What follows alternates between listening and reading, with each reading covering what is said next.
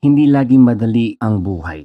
Madalas itong magulo, masalimuot at madalas mahirap din intindihin. But here's the real deal. Complicated matters are part of life. At kung paano tayo humarap dito ang magtatakda kung tayo'y masisira or magiging malakas sa buhay. Tara po at ating pagnilayan kung paano natin maharap ang mga gusot ng buhay, hindi bilang mga, alam mo yun, mga eksperto sa lahat ng bagay-bagay, kundi bilang mga taong grounded, surrendered, at totoo sa sarili.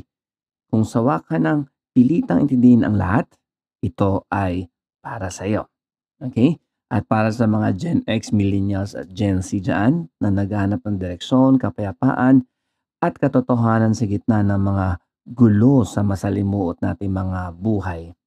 Well, this is a safe place for you. Hello, I'm Gines Ramon III. Ako po ang Senior Pastor ng UVCC Church. Welcome to Speak to Inspire. This is a podcast of the UVCC Church. Here in this podcast, tayo po ay nag-i-inspire using God's Word, syempre, towards a meaningful life. Likewise, we aim to give awareness about mental health and draw the thin line between mental health and biblical spirituality. So, welcome po sa episode 31, Coping When Matters Are Complicated.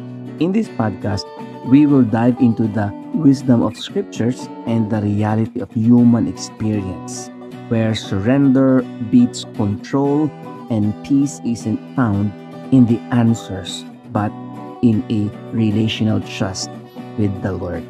Okay, we will be understanding how the Bible, especially in Ecclesiastes 7:23, that reminds us that even the wisest cannot grasp everything. So why should we? Okay, so we're not called to master complexity. We are called to walk according to the courage and faith that God gives us. Tara po, pakinggan po natin ang episode for today. Anong gagawin mo kapag ang lahat ay naging komplikado? Yung mga bagay-bagay sa buhay mo ay complicated. Okay? Kapag tayo ay nagkakaroon ng mga sitwasyon na uncontrollable at yung mga uncontrollable ay parang feeling natin lalong nagiging uncontrollable. Okay? At meron pang ilang mga bagay. Okay? At palaisipan sa atin, anong next na gagawin natin, okay? And by the way, ang ating title ngayong episode 8 ng Inner Healing Sessions ay Coping When Matters Are Complicated.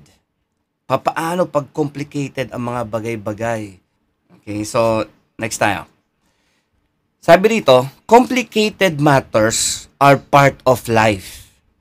Ang mga komplikadong mga bagay ay bahagi na ng buhay natin yan. But how we cope can either break us or build us. Nandiyan ba kayo? Kung paano tayo makikibagay, paano tayo mag-a-adjust o hindi mag-a-adjust, yun yung mag-break sa atin, babasag lalo sa atin, susugat lalo sa atin, or it will build us or heal us. Gets nyo po, mga kapatid? So, we need to know. Tingnan natin yung mga verses na ito, mga kapatid. At yung mga verses na to is something na dapat nating tingnan. Okay? Kailangan ko lang mailipad. Yon. So, basahin natin yung mga verses na to. From Ecclesiastes 7:23. Sabi dito, sinubukan kong intindihin ang lahat ng nangyari rito sa mundo. This is Solomon speaking, by the way. Sa pamamagitan ng aking karunungan, sabi ni Solomon. Akala ko'y maintindihan ko, pero hindi pala. So this is the one person, the wisest, richest, powerful person nung time niya. Sabi niya, sinubukan kong intindihin. 'Di ba? Parang tayo, pag complicated mga bagay-bagay, naiintindi natin lahat eh. Nagbibigay tayo ng logic, reasoning sa lahat. Pero katulad ni King Solomon, hindi natin maintindihan. Hindi ko pala kayang intindihin. Andiyan ba kayo sa mga pagkakataon na yan? Okay? So, ngayong umaga na to, think of your situation. Ano ang komplikado sa mga sitwasyon natin ngayon? Napilit mo mang intindihin, pilit mo mang i-rule out or ipaliwanag from the Bible, pero merong malabo talaga, may gray areas. What are those? At tingnan natin yung next verse from Proverbs naman. Again, si King Solomon pa rin. Sabi niya naman, magtiwala ka ng buong puso sa Panginoon at huwag kang manalig sa iyong sariling karunungan. Alalahanin mo ang Panginoon sa lahat ng iyong ginagawa at ituturo niya sa iyo ang tamang landas. And listen here, huwag mong isipin na napakarunong mo na. Again, the wisest person nagsasalita, kundi matakot ka sa Panginoon at huwag gumawa ng masama. From those verses, may kita mo mga kapatid, magtiwala ka, alalahanin mo, huwag mong isipin na napakarunong mo. Ito yung mga bagay na dapat nating tingnan. And I don't know about you, may mga times sa buhay natin na isipin natin na alam natin ang lahat ng bagay. Dapat maunawaan natin lahat ng bagay. Pag di natin naunawaan yung mga bagay, we flare up. Nagagalit tayo, nagkakaroon tayo ng tampo sa sarili, sa Diyos o sa mga tao kasi gusto natin lahat maunawaan. Pero mind you, when things are complicated, hindi mo talaga siya mauunawaan. Tingnan natin yan sa ating pag-aaral. Okay? So, continue tayo mga kapatid. So, how to cope when matters are complicated? 5 yan. Basahin ko muna sa inyo lahat-lahat and then I'll explain. Understand that confusion does not equal failure. Una. Pangalawa, let go of needing full clarity. Pangatlo, focus on the simple within the complex. Number 4, believe that God stays in the middle of the mess, of the chaos. Wisdom grows in not knowing. So, isa-isahin natin mga kapatid. So, how to cope when matters are complicated? Una, understand that confusion does not equal failure. Hindi ibig sabihin hindi mo naintindihan ang mga bagay-bagay. Hindi ay failure ka na. Okay? Confused ka, failure ka na. Hindi yon. Confusion does not equal failure. Okay? Life is complex, mga kapatid. Simple lang ang buhay pero komplikado siya. Pero it does not mean you are wrong. Maybe sometimes may mga komplikadong bagay na sa buhay natin dahil, alam mo yon, may mali kang ginawa eh. Aminada ka o hindi, meron eh. Pero there are times na wala ka namang maling ginawa o hindi ka naman nagkasala, pero there's confusion. Pero it doesn't mean failure ka. Even wise people wrestle with what's beyond understanding, katulad ni King Solomon. So if you are wiser and more intelligent than Solomon, then try mo unawain. If not, just pause and relax and think na hindi ka failure. Pangalawa, let go of needing full clarity. Ayan. Ito napapansin ko sa maraming counseling ko. Gustong unawain na maraming Kristiyano kung ano ang nangyayari talaga sa buhay niya. Let me know. Okay, kung sa panahon natin, you tell me. At may times sinasabi ko sa counseling, hindi ko po alam, ma'am. Siguro mas ikaw ang mas nakakaalam dyan sa tanong po na yan. And sometimes people are not satisfied doon sa sagot na hindi ko alam. Kasi gusto nila malaman eh. If you're that kind of person, tanggapin mo na kailangan mo mag-adjust. Coping, ibang word sa coping, ay mag-adjust ka. Okay? Complexity often softens when we stop over-analyzing. Ayun. Kapag ikaw ay nasa coping time, coping mechanism mo rin dapat ay huwag mo na unawain. At yung komplikado, ito, wait for this. Yung komplikado, nagiging simple. When you say na, Lord, hindi ko alam ang sitwasyon na to, I just trust you with my whole heart, nagtitiwala ako ng aking buong puso at ibinibigay ko sa iyo ang sitwasyon. That's the time, listen mga kapatid, listen very carefully. That's the time na yung komplikado biglang parang nagsasubside and nagiging simple. That's number 2. Number 3, focus on the simple within the complex.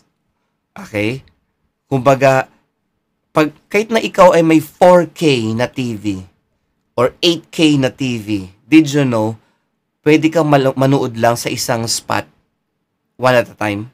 Hindi mo pwedeng titigan yung buong TV. Na-try nyo na bang gawin yan? Yung titigan yung buong TV, you cannot do that. Ang kaya mo lang titigan ay minsan yung mga subtitle na sinusundan mo. That's why nakakainis. Magbabasa ka ng subtitle para and then hindi mo makita yung expression ng mukha. That's life. Kapag ikaw ay gusto mong mag-focus sa iba, nagiging simple siya pero nakakaasar din. So, in a complicated season, anchor in what is clear. And what is clear? Ano yung clear? Every time that you need faith, you need hope, and you need love. Andyan ba kayo? The clearest matters sa buhay natin every time is that we need faith, we need hope, and we need love.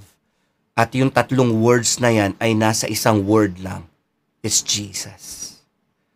I-try mong ayusin ang buhay mo sa magitan ng pagiging sobrang talino. Later on, magbibilang ka na ng mga langaw. Okay? At ng mga bituin. This gives us peace when answers don't. Kapag nagkaroon ka ng faith, hope, and love, diba sabi ni Paul, these three remain, faith, hope, and love. But the greatest of these is love. Pagka nag-focus ka sa tatlo na yon, yung napakasimpleng katotohanan na yon that you need faith, you need hope, and you need love. God loves you, God gives you hope, and God gives you faith to believe, okay, and to expect what you hope for. Nagkakaroon ka ng kapayapaan. Coping now is not a hard decision na parang mind over matter. Lord, iisipin ko yung wala akong problema. Huwag mo isipin na wala kang problema. Dahil naiisip mo pa rin, ay problema. Andyan ba kayo? Okay? Ang isipin mo is God. Okay? That's number 3. Number 4, believe that God stays in the middle of the mess. Okay? Kung papansinin niyo mga kapatid, let me show you. Okay. Yan ang nasa attendance ngayon. At sorry Nico, hindi kita masasagot. Later na. Okay. Pero, yan. Yan nakikita ko screen ngayon. Okay. Hindi ko alam kung kayo ay nakatingin, nakapikit, o whatever man.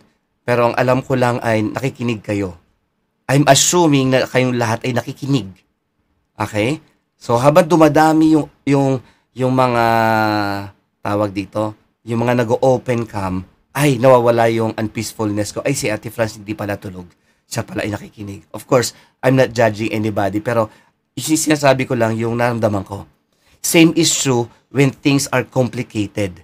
You need to accept na yung iba talagang ayaw mag-open cam. Pero, you believe that they are listening kasi nandyan sila. Sa buhay mo rin, may mga hindi ka maintindihan, pero you just believe that God is there. At pag nandyan ang Diyos, you are safe. Believe that God stays in the middle of the mess. The Lord isn't absent in confusion. He's present within it. Okay? Andyan ba kayo? Healing, listen here. Healing starts not when things make sense. Ay nako, bukang kailangan mag-pause at makinig ng mabuti ang lahat. Ang kagalingan ay nag-uumpisa hindi kapag nauunawaan mo na ang mga bagay-bagay, but when we trust the Lord that He is near. Andyan ba kayo? Yung kapag Sunday, maaga kang dumating bago pa mag-opening prayer, nandun ka na, peaceful ka na, piniprepare mo ng puso mo sa pag-worship kay Lord. Lord, I'm not here to be blessed. I'm here to bless you. Kapag nasa harapan ka ng Bible mo, and you say to the Lord na, Lord, I'm not here para makakuha lang ng sagot sa tanong ko. I'm here to listen from you. And when you go to your loved ones na maaring hindi ka pinapansin o may hindi kayo pagkakaunawaan, and you're just there and you don't speak, sometimes there's peace. And most of the times there's peace. So, what do I mean? Ang komplikadong mga sitwasyon sa buhay, para yang labahin. Hindi nauubos.